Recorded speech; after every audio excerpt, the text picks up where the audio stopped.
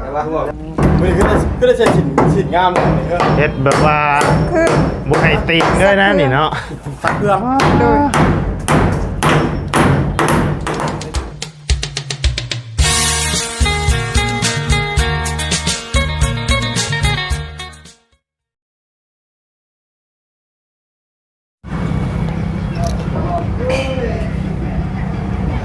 าเนาะน้องเปิดภาพมาบันนี้กันพบเจอกันช่วงเศร้าๆพี่น้องบ่เศร้าปานนั้นแล้ว9 โมงแล้ว9 โมงครึ่งแล้วพี่น้องมาเข้ามาหาทางน้องน้ำเพิ่นพี่น้องมาอัปเดตทางเฮือนซ่านของน้องน้ำเพิ่นสั่งมามื้อนั้นวงกบยังบ่ทันใส่พี่น้องมาบัดนี้แล้วเรียบร้อยเบิดแล้วเอ้ยลูกใส่ลูกติงเนาะพี่น้องเอ้ยเว้าผิดโอ้วงกบใส่แล้วเนาะบานของข่อยแต่ว่าแต่นะโอ้ยเจ้านี่เนาะก่อนอื่นก็กราบทักทายสบายดีนะพ่อแม่พี่น้อง FC เบิร์ดสู่คนเนาะบ่ว่าสิอยู่ในและต่างประเทศก็ยินดีต้อนรับเข้าสู่ช่องวาไลพาลุยคือเก่าพี่น้องเอ้ยใบดิเนาะเพิ่นเฮ็ดนี่เนาะเมื่อวานนี่เข้ามาตอนแรกน่ะลูกติงพังนี่ยังบ่ทันใส่อยู่พี่น้องเอ้ย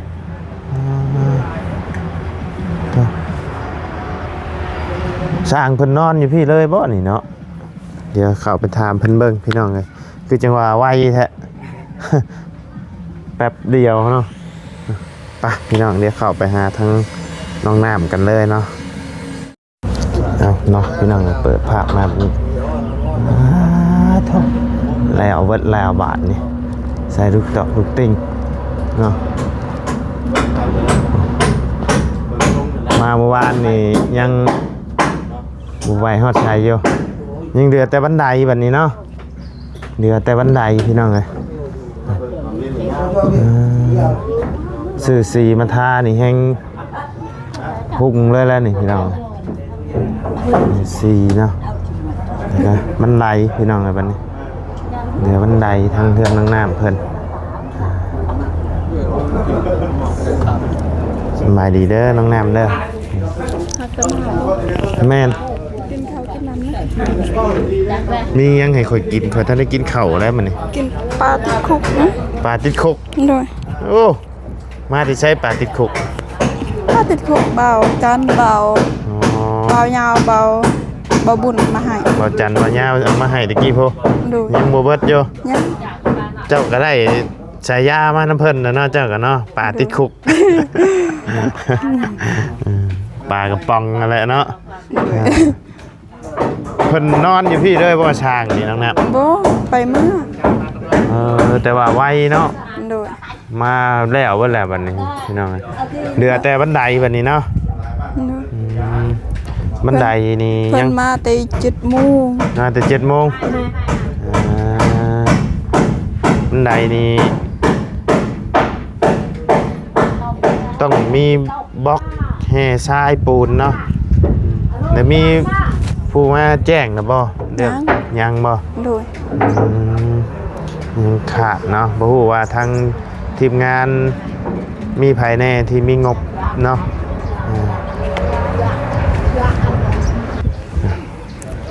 ฮู้ว่าทางทีมงานเพิ่นสิมีงบภายในเรือเนาะ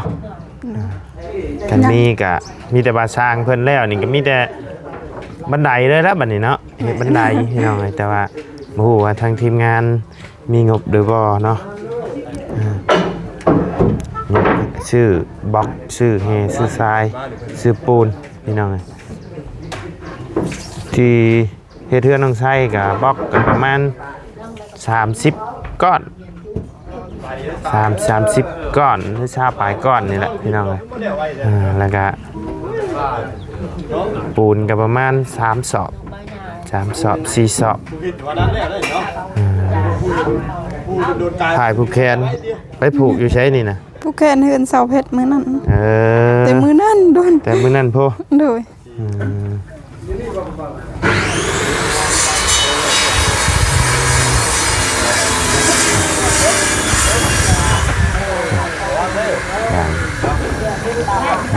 เดินกินข้าวฮะยังบ่ทันได้กินข้าวเช้าอยู่นี่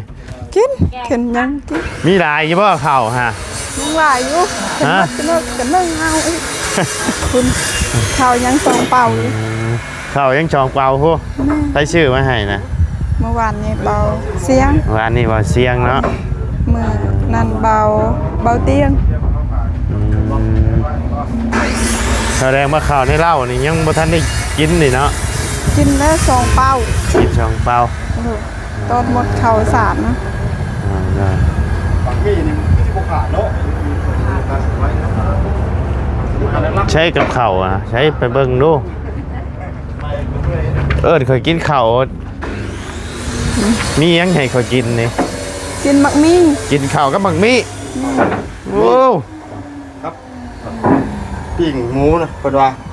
เจอผักนาผักหวานบ่นี่นะ ตะกูด ผักกูด แกงบ่ได้ใช้หยังบ่ใช้แต่พริกเกลือพริกน้อยเชื่อ ใส่ชิ้นหมูนะ ใช้ซีนหมูใครอยู่ยังมีซีนหมูเนาะ เอาสบายดีเด้อเนาะเลย พี่น้องเป็นใหญ่บ่หลังมื้อนี้ มันมีต้มนะบ่หรือว่าลิ้น ต้มแล้ว บ่ค่อยบ่ฮ้อนบ่หนาว กินได้คือแข็งฮะแบบบ่ได้ปอกเปลือกเลยบ่ มันบ่เปื่อยมันมีบ่ได้เปื่อย ก้อยนี่มาหอยไว้นี่ กินแบบกรอบๆเลยเนาะ กิน บ่ได้ได้ลุงเอ้ย ว่า กินบ่ได้ได้ เป็นพิธีพี่ดอก กินเลยบ่เป็นหยัง กล้วยบอเซียม ฮะ กล้วยบอเซียม ใช่กล้วยตัวไปตัดมื้อนั้นน่ะเบิดละ เบิดดิกหน่อยกิน เบิดเล็กน้อยกินเบิดละ โดยตื่นแต่นอนเห็นกล้วยมด เสียงหวานนี่ อ๋อเป็นว่าร้านนี่ แม่ ไปเนาะ อากาศมันร้อนนะในย่างกับกล้วยตึงนะชุกไว้โอ้ยบัดสิมากินข้าวนะมันกับข้าวกับเบิดเด้อเนาะยาแล้วครับเดือดแต่หมักมี่ แม่นหาวัดคนเด้อๆนะ บ่เป็นกินน้ำนอกข่อย จานที่ได้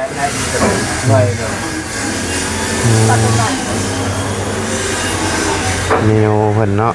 เจ๊ใครจะเพิ่นลงมวยตา เป็นได้ต้นยานางยานาติดเป็นตาติดอยู่บ่ โอ้ ข่อยเบิ่งข่อยเดียวเบิ่งกินอีกคือว่าจะว่าอันไทยใหม่แล้วบ่จัก มันโหด ฮะบัวชกแท้ข่อยว่าไปที่ก็ได้ไปตรงนี้ก็ได้เบิ่งเงี้ย ก็เบิ่งมีบ่น่ารอดแท้ข่อยว่านี่เจ้าบ่เอามาปลูกมองนี่มันชุ่มตลอดเลยอ่า อย่ามันตายมันซุ่มตัว มันชุ่มโพดบ่ โดย โพดน้ำคู่มือบ่นี่นะ โดย เป็นตาสิรอดอยู่บ่น้องน้ำ มันเหี่ยวหมดเลย มันเหี่ยวเบิดเลยเนาะ แม่น อืมเป็นตาลอดอยู่บ่บัดเด้ตัวนี้บ่เขียวอยู่เด้ตัวนี้เนาะ อีกไซส์มันเขียว ตัวนี้น่ะสิรอดอยู่ตัวนี้ แม่น รอดอยู่ตัวนี้โอ้ยรอดเครือหนึงนี่ก็ปานใดเจ้าสิกิน แม่นมันขึ้นนี่ มันขึ้นนี่ไงจำเจ้าสิกินอืมรอดอยู่ละคันฮดน้ำคือมือคันบ่ฮดมื้อหนึงนี่แกโอ้ตายขลอแล้วแหละนี่เนาะอีก2-3มื้อน้องน้ำอีกประมาณอาทิตย์หนึงเนาะ ได้ น้อง ได้ น้ำ น ก็ อนแล้ว ได้ขึ้นอยู่นอนแล้วบัดนี้ โดย ยุกย้ายสัมมโนมาพี่แล้วบัดนี้เนาะ โดย ตะกี้อยู่พุ่นเด้อยู่เพื่อนป้าบ่ แม่น ยุกใหญ่สัมมโนมาอยู่พี่แล้วบัด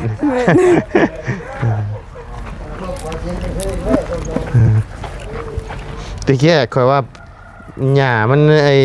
พักเจ้าแตกเลยถ้ามันหลอกหมักหัว มาขวด อยู่พี่เพิ่นก็เอิ้นหมักหวดคือกันบ่ แม่นจ้า โอ้ผักบัวออกเบิดแล้วเนาะไปเข้าห่มดีกว่าฮ้อนแดดเด้อโธ่ไว้ได้สร้างเพิ่นเฮ็ดชุดนี่เนาะพี่น้องเอ้ยเดี๋ยวจังขึ้นไปเบิ่งอยู่เทิงเนาะเดี๋ยวขึ้นไปเบิ่งอยู่เทิงเลยเนาะพี่น้องเอ้ยขึ้นมาเบิ่งเทิงๆก่อนพี่น้องเอ้ย เอาไปจังซี่ล่ะถ้าได้เข้าเนาะแล้วชุดกับนี่ได้เราชากันนี่ก็แพ้แล้วเนาะ อีหยังนี่ลุงอีหยังนี่ เบิดตามเลยเนาะเบิดเด้อ พอแล้วเอาตัวนี้ อันนี้ก็สิอัดไปเลยบ่นี่ก็ อันนู้นเลย มีครบเด้อ แถวนั้น ว่าไงนี่บ่พอเลยป่ะ พอแล้วอยู่ พอ ใน ได้จะบอกมุก คัน ได้เลยเนาะ มีเลยอย่างหน่อยครับอัดนี่ใครเนาะแจ้งกูจะไปนี่นะไม่ตก ไวเนาะอ๋อเมื่อวานนี่ยัง ไปแล้วเมื่อวานนี่ เจ้านอนอยู่พี่บ่ เติมน้ำมันกินเบิด ฮะ เที่ยว เดียว เที่ยวเอาอ๋อเที่ยวเอายังไวเนาะ ทีมงานตายมา4คนผมมีแต่ปุ๊บแปะทีมงานเพื่อน เนาะโอ้มีเตียงนั่งอีกบัดนี้เนาะคักกะลีนี่ เตียงนี่ประเทศอันนี้จะเห็นว่าเลยให้ผมสั่งเห็นเมื่อวานเลยผู้คน โอ้โห ประมาณนะ กะดีออกแบบได้งามเนาะอ่า มันฝากมันฝากเนาะ มีผู้ใช้เชือกก็ได้หรือทางกัน ตรงไหนมันได้ปะ ขึ้นไม้พนักอีกบ่ ใส่ได้ ได้ อ๋อ มือ พอเฮาได้ไอ้หมามืออันนั้นไว้เนาะ พอได้อีกเนาะ อ่าได้ ต่ำนี่เขาหนักกับมือง่ายตุยก็ได้ มาห่อเสร็จมันเลย เสียมากหรอกนี่ครับ เดียวเป็นเห็ด ทาสีกับทาสีเยี่ยมห้อง เสียงข้างออกจอดูว่า ใส่ไม้สลาได้หมองนี่กันเนาะแอบไม้สลาอีกได้พี่น้องเลย ช่างเป็นเห็นว่าไหมเป็นเรียกคน อะไร ขับอยู่ เดี๋ยวของเราเนาะ เห็ดแหนมดีเลยพี่น้องจับไม้ งาม ก็ แล้ว เนาะ ไว้ลายอันอะไรเนาะก็แหนมคักแล้ว ปวดฟ้าเยอะคนมือขึ้นได้ใช้ฉินงามเลย เฮ็ดแบบว่า คือ บ่ให้ติงด้วยนะนี่เนาะ ตักเครื่อง โดย สิเป็นพวกฉินทำเองว่ามันนี่ก็จะฉินงามอ่ะ แบบว่าไม้อีหยังนี่ติงบ่ได้เด้อละ ถามว่าพี่ได้ฉินงามแท้นี่ฉินทำเองว่า โดย ชื่อ ซื้อ อ๋อเป็นไงหักบ่งามบ่ไม่พนัก น้ งาม ำโดย ระวังหงายท้องน้องพุ่นเด้อ โบ ของปังงางดิ หงายท้องไปง่ายเลยคอหักเลย อันใดเฮ็ดอันนั้นเพิ่นเดินอย่างนั้นนี่เพิ่นสั่งเลยหมาบ่หมาบ่ โอ้โหกันแล้วเนี่ย หมูหูติมีแต่ว่าเฮ็ดแต่งามพอเนาะ โต๊ะเหมาะโต๊ะนั่งเด่น ค่ะ หมองนั่งแบบมันชมวิวนั่งเล่นนั่งเนาะ งามนี่ เฮ็ดชุดทหารแม่นบ่ เฮ็ดซ้ำนั่นแล้วเนาะเฮ็ดมาชุดเลยกับบ่งามอีก งามบ่ โดย มีสูงมีสีท่าแล้วบ่ ยัง ยัง โดย ครับเป็นมีแบบคิดว่าจะมักสีหยัง ยังบฮู เอาแบบสีสิบ่หันเหมาะสมให้มันมาตัดกับสีสีเป็นเทล่าเนาะว่ามันเราจะเอาสีหยังมันสิตัดกันนะ โอ้ มีแต่หมู โดย เอาลูกตารางเนาะ สี จินระยะที่อยู่ชื่อคืออะไรอ่ะกัน สีบ่ฮู้บ่มีได้สีบ่มีเนาะสีบ่ฮู้ อ๋อกี่ อ่า ไปกี่ คนเอามันต้องมีว่า ได้ชื่อได้ชื่องานเรางานเอาไหม ให้ทางทีมงานเลือกได้เลือกให้บ่อ๋อ จำไม่ถึงใจ แล้วคือได้ชื่องานเรางานใครกันงาน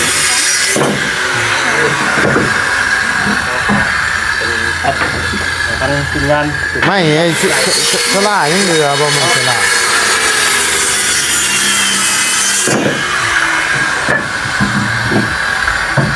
เรื่องการเรียนแล้วมันภูมิใจป่ะ โดยนี่ ภูมิ ค่ะ ใจเองป่ะ ยังอยู่ยังบันดอกบันไดนี่ยังอยู่นี่บันไดก็ทันได้แล้วเนาะสิขึ้นได้ บ้านมือหนึ่ง รุ่นกี่กับรุ่นทองแล้ว ว่าของผมรุ่นร้อยเนาะ แต่ว่าทางไอ้ช่างเพิ่นว่าไม้บันไดนี่ก็ยังขาดบ่ไอ้ช่าง เตนา อ๋อ ไม่ทั้งเบิดทั้งหมดไม่นี่ยังขายไป4เป็ดอีกหาสิน อันนี้มีแต่ไม้ห้าชิปได้ซอยเอาหมดเลย อ๋อช่วยจะช่วยเอาบ่ ซอยเอา ไอ้นี่ไม้ที่สิเฮ็ดบันไดยังขาดจักโตนี่ สาม สาม ครับโดนตัวนี้มันจะลง เอามันเดือไม้หยังแน่ ก็มีเรือเลย บ่ที่ว่าไอ้สิเฮ็ดนี่ไหมมันเป็นไม้หน้า สิบ นะ แปด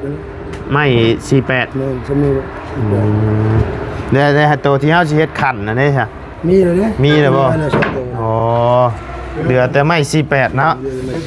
เรือแต่ไม่18 เห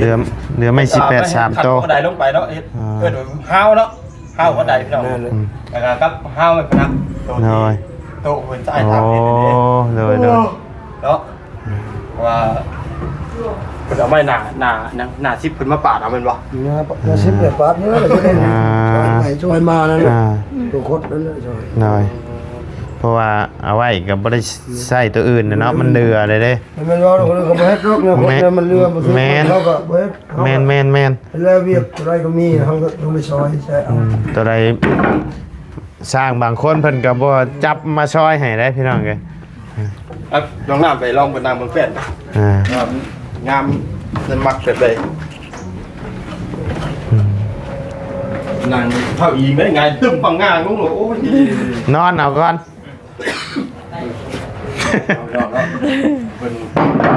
ว่าลุงหนวดก็เจิมไม่ได้เลยพี่น้องเจิมนางก่อนเพิ่นนั่นแหละแล้วดูว่าเพิ่นกัดที่งามเด้อบาทนี่เด้อลุงหนวดที่ถ่ายรูปเด้อบาทนี่เด้อไอ้ทั้งเดียวไอ้เนาะ เฮ้ยตัวนี้ยังไม่ได้ใช่ว่าตัวนี้คันข่อยนี่ข่อยชิอยูจะตายนี่ข่อย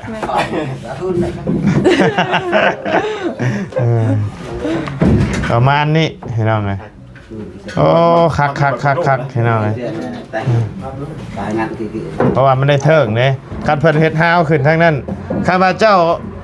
อิงทั้งนั้นเจ้าบัดเดียวบ่เห็นทางบ่เห็นคน เอียงนี่ก็เห็น อ่า ข่อยยังแน่นี่แหละข่อยนี่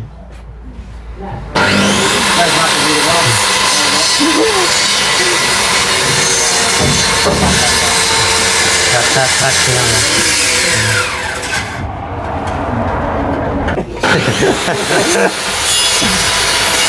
เราอยากจะนั่งมาตายยังเยอะเนาะนะครับยังมาทันตายสพุทสูมาเลยมีบถูกบทุดมาเลยได้แบบนี้พี่น้อง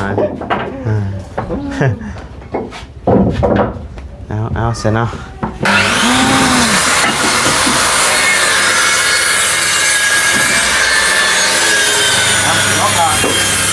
ติดประมาณนี้แหละถึง รบกวนน้องหน่อยเท่พอล่ำลาเลยนะ ไม่โซล่าอยู่รุมกันยังเดืออยู่บ่ ยัง เดือลายอยู่เนาะ ยังโซเนี่ยท่อนจะยกเป็นหอกไหม ไปลงไปรุมก็ได้ให้เพิ่นเฮ็ดเวียกเพิ่นชักลงมาพินนั่งนะปุ๊บโอ้เสียวเลยปุ๊บโอ้ไม่โซล่ายังเดือจักตับนี่ยังเดือ2ตับเนาะยังเดือ2ตับพี่น้องเลยยังเดือลายอยู่เนาะหน้าสิพ่ออยู่ดอกเนาะไม่โซล่าพ่ออยู่ดอกพี่น้องเลยทั้งจานลาวสั่งมา170แผ่นพี่น้องเลยน่าจะพอดีดีได้ลุงหนวด ตกเอ้ย ขาสั้นเนาะ ขายาวว่าขาสั้น เอาเนาะ ลงมาเป็นเดือนได้พี่น้องอะไร เอาโอเคสำหรับพ่อแม่พี่น้องสำหรับคลิปนี้ทั้งวันไล่ก็จะได้ขอจบคลิปลงไปเพียงสำนี้กันเด้อพี่น้องเด้อขอบคุณพ่อแม่พี่น้องเลยซีกับสุขุสุขคนเนาะที่เข้ามาติดตามนะครับชมทั้งช่องวันไล่ตะลุยนะพี่น้องสำหรับคลิปนี้ก็ไปแล้วสบายดีเด้อน้องน้ำเด้อเด้อไปพี่น้อง